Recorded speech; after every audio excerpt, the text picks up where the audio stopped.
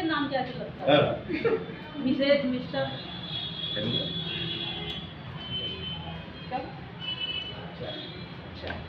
ये पढ़ने की और कस्टमर को बोल रहा हूँ कि सुनाना है, बुझाना नहीं है। अच्छा ठीक है।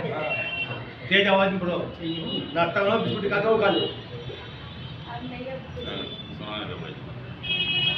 पहले मैं आप सबका आदाब करती हूँ और आप लोगों की आशीर्वाद से और दुआ से मतलब मैं चाहती हूँ कि मैं अच्छा कुछ कहूँ और एक शेर में पेश करती हूँ।